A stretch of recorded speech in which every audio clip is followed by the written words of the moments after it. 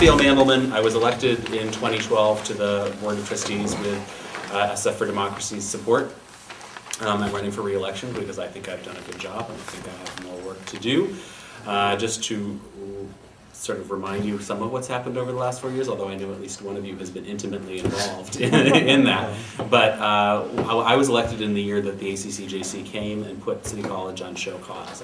I started in January of 2013. I spent 6 months under the misguided belief that if we simply tried to bring the college into compliance with accreditation standards, that surely they were not insane. They would not try to shut a public community college down, the size and importance of City College of San Francisco.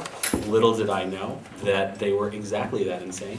And in July of 2013, they moved ahead with announcing that they were going to terminate City College's accreditation, effective in 1 year.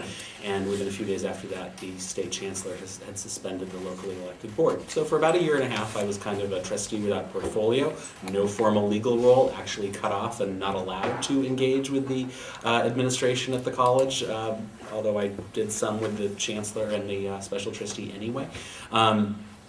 But mostly I just became a freelance sort of advocate for the college and general shit stirrer.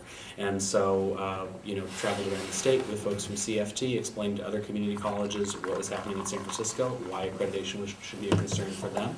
I worked closely with the city attorney's office in putting together his lawsuit and wasn't prosecuting, but moving that forward, which I think, although, in the end, the outcome, it was not exactly the outcome I'd hoped for. I think the fact that the lawsuit was brought, the information that we found out, and the pressure it brought onto the ACCJC was an important part of the campaign. And then engaging Nancy Pelosi's office, Jackie Spears' office, our state legislators, and others to push. That pushing continued for that full year. The mayor ultimately came along, the state chancellor ultimately got on board, and the collective efforts of all of us, finally, with a couple of weeks left to spare before the deadline, brought the ACCJC to change their, to back down, frankly, to create a new status for City College alone that was going to allow us to continue for 2 years as we brought the college, we attempted to bring the college into compliance with accreditation standards, and that has kept the college open. Take some credit for that. That's one of the things I'm proudest of. At that point, the project became restoring the locally elected board, and we began to do that work. We were joined by some new trustees, and I think that helped. I think there was a general understanding inside San Francisco and out that the board of trustees that we had prior to 2012, whether or not we'd had an accreditation crisis, was challenging and problematic. Although good people were on that board, the sum was less than the parts. And I think that's not the case now. I actually think that the board that we have now, we don't agree on everything, and there are disagreements. They play out in closed session. They play out sometimes in open session. But those disagreements never become so toxic that the board is unable to continue and is unable to work together, work with our administration, work with constituent groups. That's a significant accomplishment. I'm very proud of that. We are also, I think, and I am very focused on some really significant challenges facing the college right now, including the fact that our enrollment has gone from 100,000 students about 5 years ago to 60,000 now in terms of headcount, that our full-time equivalent students are down from 37,000 to less than 22,000. I am not as optimistic as my colleague that we have bottomed out. We've heard we've bottomed out before, and we continue to fall, and as of now, we are continuing to fall.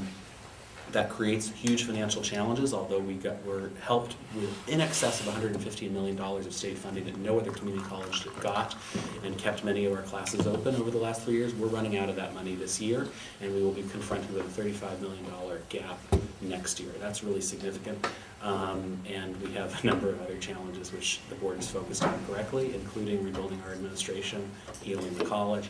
There's a lot to do, and I think we need people on that board who are able to be fighters, if we need fighters, and that's possible that we will over the spring of next year, but also can be healers and consensus builders. And I think I've demonstrated an ability to do both, and I would like to have your support. Prop B. Prop B. All right, I will. So I've handed this out. Prop B.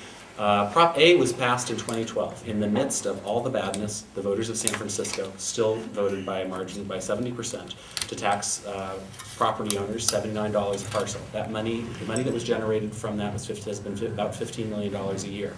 Although there is disagreement about whether that money was in its entirety spent either as the voters had intended or as it should have been spent, it is unquestionable to me that that money has been critical, along with the stabilization funding, in allowing City College to survive to the extent it has survived over that last 4 years. We have needed that money. We would not have survived without that money.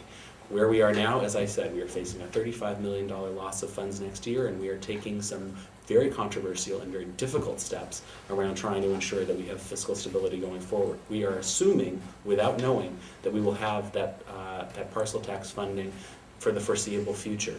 We need the voters to tell us this year that that's a fair assumption, because if it's not, then our financial modeling should be even worse than it is now, and it's an even larger problem. But we need to get the voters to say to us, yes, you're good for another 15 years. And in addition, if they could give us another $4 million a year, which they would do with the new parcel tax, it would take it from $79 a year to $99 a year. That does not make up for the $35 million we're going to lose, but it helps a little bit, and we've built it into raises for our employees who have not had raises, or to the extent some of our groups have had raises, have not had raises that they should, to the extent they should have. So, anyway, all right. So, Tom.